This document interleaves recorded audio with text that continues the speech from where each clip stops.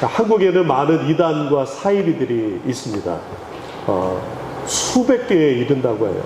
심지어 그 신도들이 한 200만 명이 넘는다고 하더라고요. 여러분, 한국에 자칭 예수, 자칭 하나님이다 라고 하는 사람이 몇 명이나 되는지 아십니까? 한 몇 명 정도 될 것 같아요. 자칭 예수라고 하는 사람이 50명이 넘고요. 내가 하나님이다 라고 하는 사람이 한 20명 정도 된다고. 생각보다 많죠. 전에 사역하던 교회에서 어느 날 한국에서 소포가 하나 왔는데 책이 들었어요. 열어보니까 지금 기억도 안 나는데 어떤 이단도 아니에요. 완전 사이비가 그 책을 아마 미국에 있는 모든 교회에다 이렇게 보냈나 봐요. 그 책을 이렇게 보니까 정말 말도 안 되는 이야기들이 잔뜩 있더라고요. 야, 어떻게 이 사람들은 이런 것에 이렇게 따라다닐까 라는 생각이 들 뿐만 아니라 그 내용 중에서는 자기들끼리 서로 싸우는 내용도 있어요. 어떤 사람이 이제 좀 나갔나 봐요. 그랬더니 그거는 가짜다. 내가 진짜다. 진짜 도토리 키재기식으로 그렇게 하고 있더라고요. 몇 년 전 제 아는 장로님께서 카톡으로 저희가 영상물 하나를 보내줬어요. 그랬더니 많은 사람들이 완전 칼 군무로 이렇게 찬양을 하는 거예요. 근데 중국 찬양이었는데 가만히 보니까 좀 느낌이 이상해요. 그러니까 알고 봤더니 그게 중국 사이비 중에 동방 번개라는 그런 사이비 집단이 아주 칼군무를 하니까 이 장로님께서 와, 찬양 멋있게 한다 이렇게 듣고 보내주신 거예요. 전화를 드렸어요. 장로님, 그게 대표적인 중국 요즘 뜨는 사이비랍니다. 그랬더니 깜짝 놀라가지고 이걸 어떻게 하냐고 많은 사람한테 보냈는데 빨리 거두시라고 말씀드렸어요. 얼마 전 그 156가 하나 H마트 앞에서 어떤 사람이 책을 나눠주는 거예요. 책을 보니까 책이 아주 괜찮아요. 보니까 표지도 잘 냈고 안에 속지도 종이 퀄리티가 아주 높은 책이에요. 그런데 희한하게 보통 책은 저자가 있거나 출판사가 있고 이렇잖아요. 근데 저자도 없고 출판사도 없고 그냥 제목이 계시록, 요한 계시록과 다니엘서에 대한 이런 거고 유리바다 이렇게 나와 있는 거예요. 찾아보니까 신천지가 책을 만들어서 나눠주고 있더라고요. 책을 아주 값비싸게 만들었던 것 같더라고요.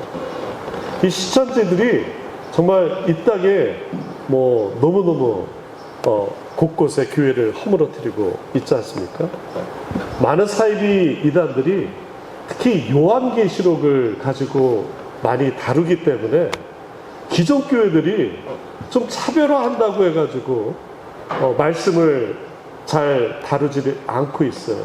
그래서 오히려 그들의 전유물이 된 듯한 느낌이 들기도 합니다. 특히 오늘 본문 요한계시록 7장 우리가 읽은 9절 바로 앞에 부분에 보면은 신천지가 그렇게 외치는 14만 4천 명에 대한 이야기가 나옵니다. 그들은 그런 거예요. 이 14만 4천 명 숫자 안에 들어야지만이 구원받고 천국 가고 영생을 얻는다라고 하는 것이에요. 그러나 그것은 잘못된 거짓 해석입니다. 14만 4천 명이라는 것은 상징적인 숫자예요. 12지파를 각 지파별로 12,000명씩 해가지고 14만 4천 명이 됐을 뿐입니다. 성경이 가르쳐주는 구원은 오직 예수 그리스도 보혈의 피를 믿고 죄사함 받아 의롭게 되어서 그를 말미암아 우리가 은혜로 구원을 받을 뿐입니다. 14만 4천 명에 들지 않는다면은 그 사람들은 그럼 어떻게 된다는 것이에요. 성경에서 얘기하는 것과 정반대 이야기가 되는 것입니다. 오늘 말씀 9절을 통해서 어떻게 하나님께서 그 사람들을 구원하시는가를 한번 보겠습니다. 9절을 다시 한번 읽어보겠습니다.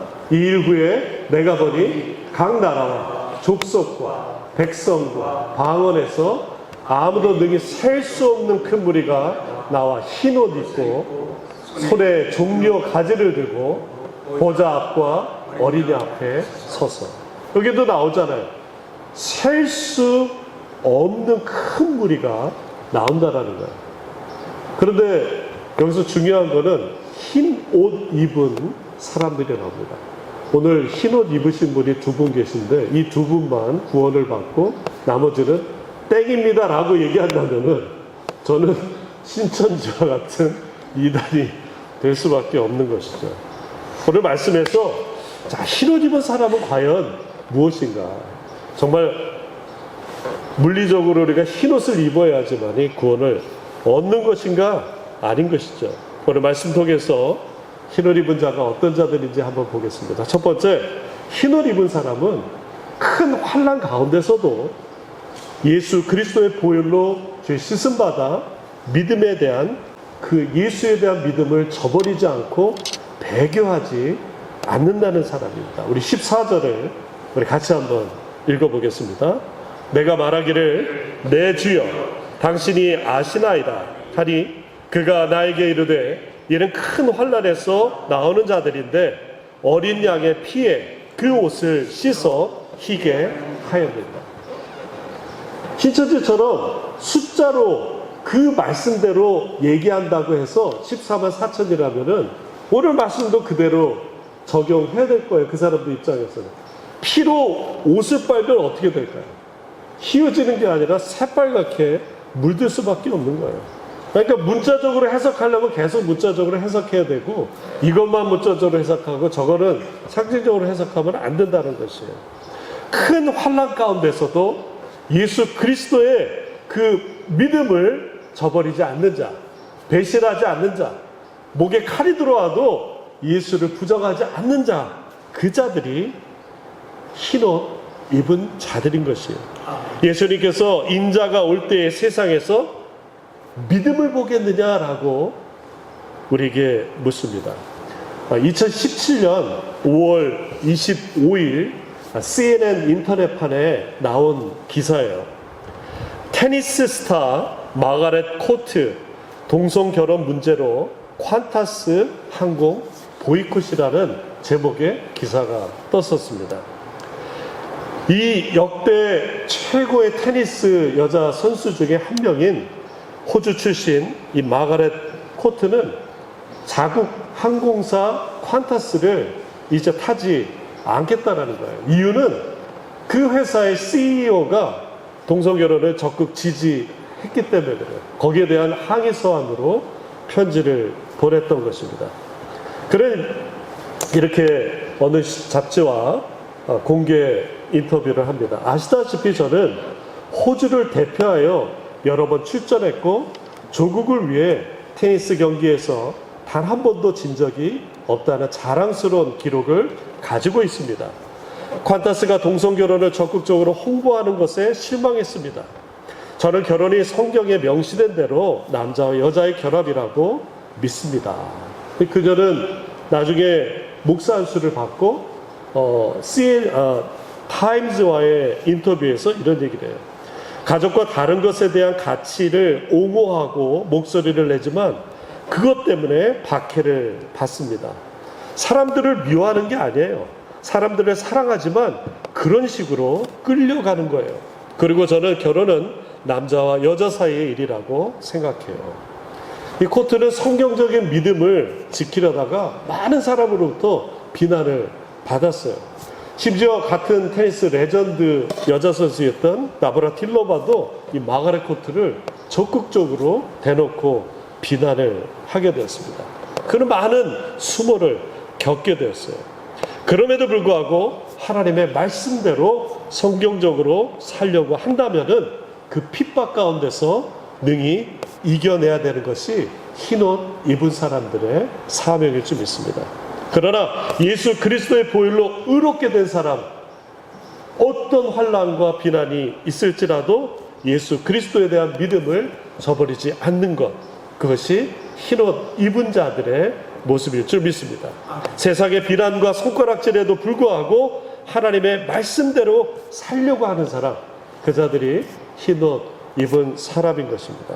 계시록에 흰옷을 거룩함, 하나님의 사람이라고 상징하고 있어요. 계시록 4장 4절에 또 보좌에 들려 24 보좌들이 있고 그 보좌 위에 24 장로들이 흰옷을 입고 금의 머리에 금관을 쓰고 있더라 라고 말씀합니다.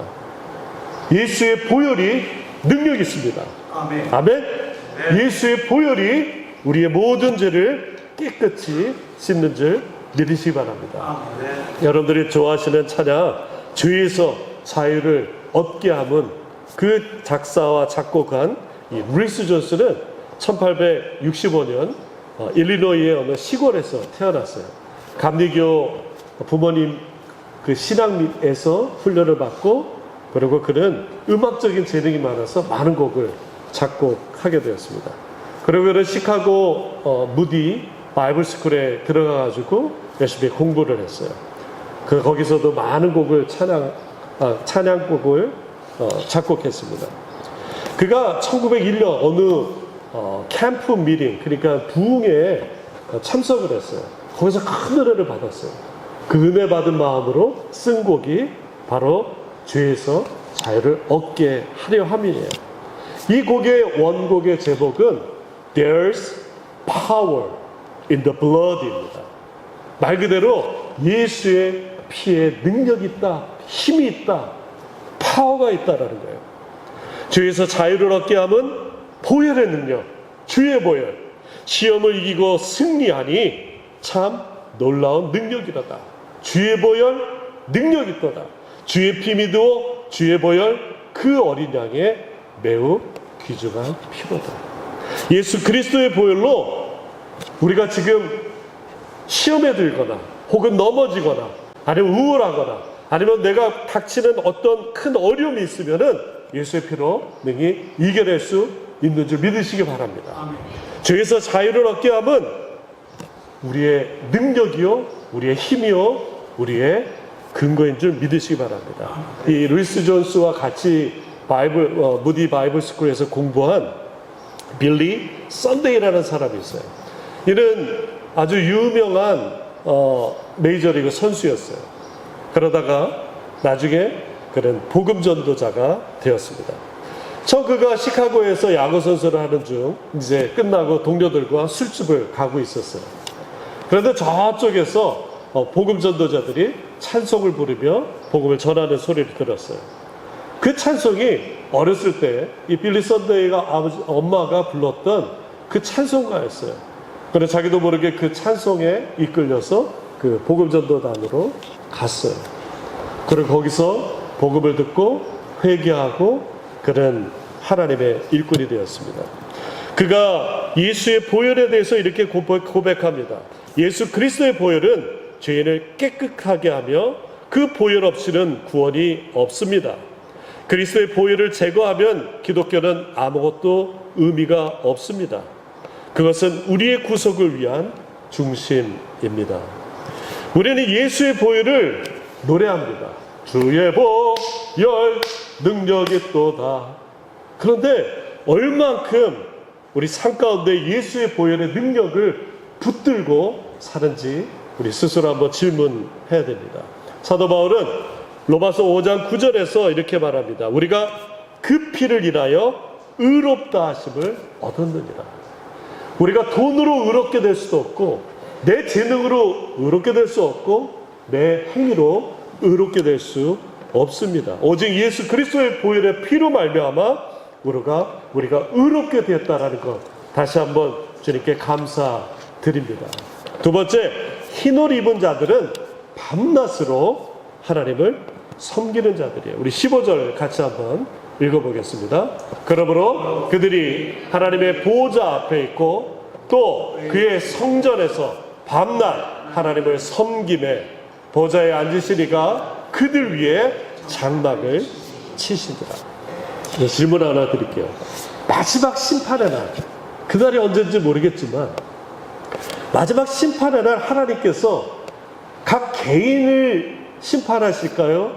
아니면 교회를 심판하실까요? 어떤 게 맞는 것 같아요?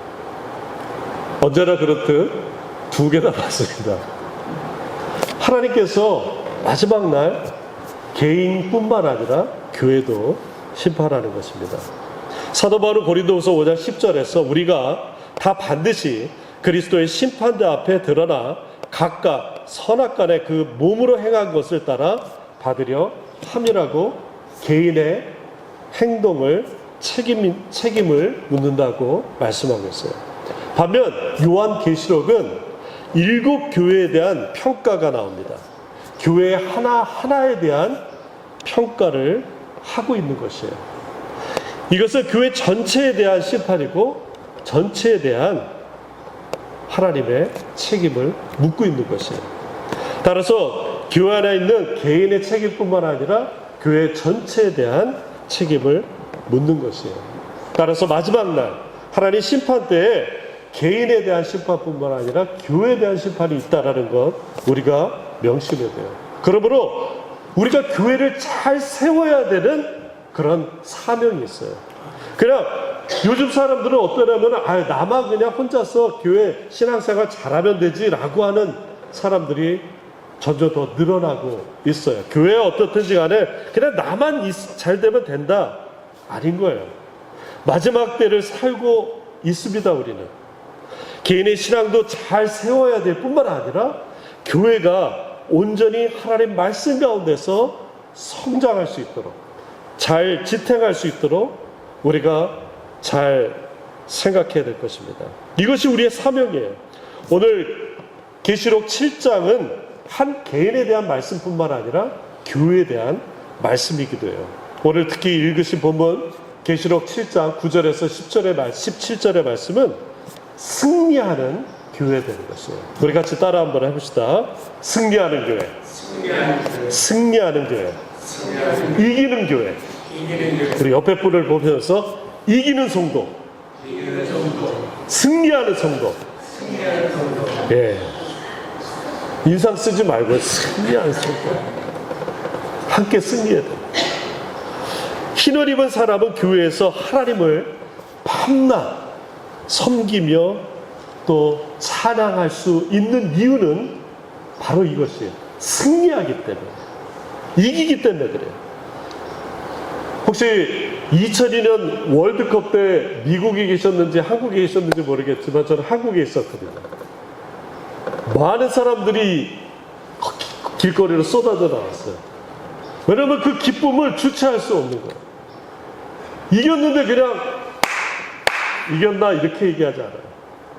근데 또 재밌는 거는 제 후배가 정말로 아주 요즘 얘기하는 MBTI 완전 T인데 그 월드컵 날릴 때 가족하고 여행을 갔대요. 전혀 관심이 없었어요. 그런데 대부분의 사람은 그 승리로 그냥 팔쩍팔쩍 뛰고 밖에 나와서 크락션을 울리고 난리였어요. 예수님의 승리가 우리 안에 늘 있다는 것 잊지 마시기 바랍니다. 내가 쓰러질 때가 있어요. 내 환경이 나를 넘어뜨려요. 그러나 분명한 사실은 그것이 실패가 아니에요.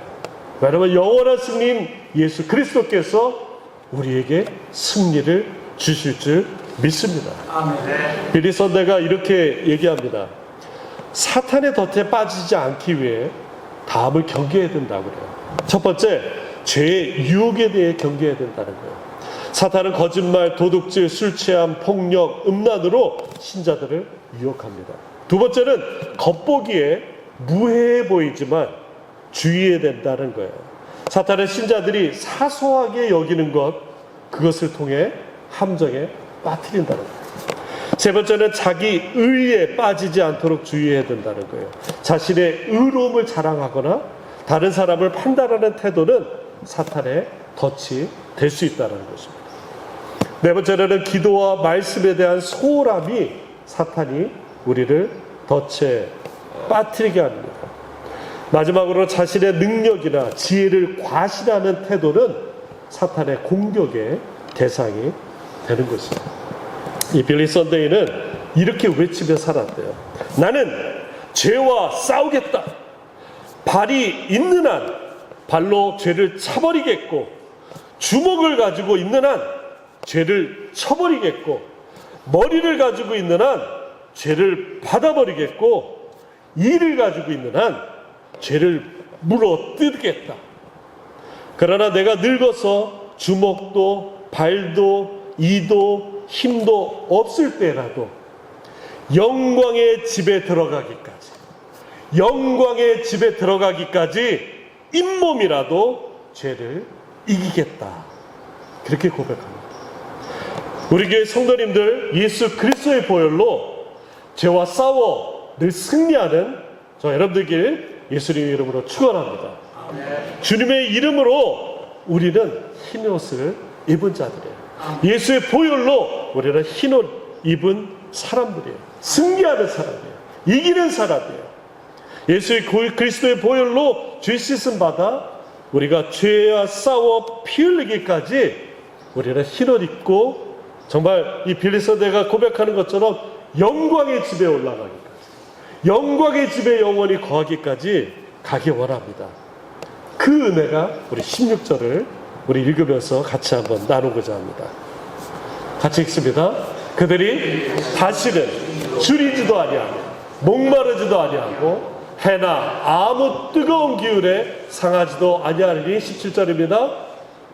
이는 보호자 가운데 계신 어린 양이 그들의 목자가 되사 생명수 샘으로 인도하시고 하나님께서 그들의 눈에서 모든 눈물을 씻어 줄 것입니다.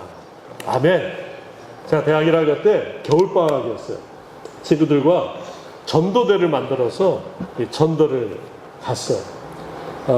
더군다나 저희 동기 어머니께서 개척교회를, 전도사님이셔서 개척교회를 해서 인천 어느 지역인지 지금 기억이 안 나는데 거기 이렇게 가서 이제 아파트 가가호 두드리며 이제 전도를 했습니다. 그때만 해도 아파트가 이렇게 막 엄하지 않았어요. 들어가기가 쉬웠어요.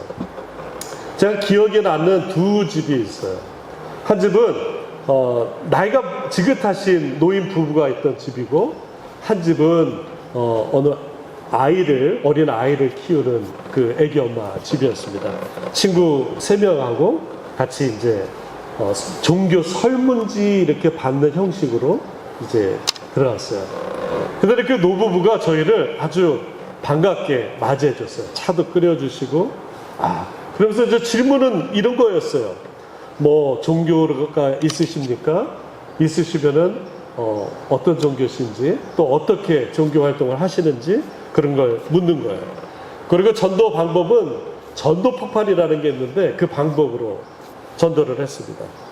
거기에서는 첫 번째 2가지 질문을 해요. 첫 번째, 만일 선생님이 오늘 밤이라도 이 세상을 떠나신다면은 천국에 들어갈 확신이 있으십니까?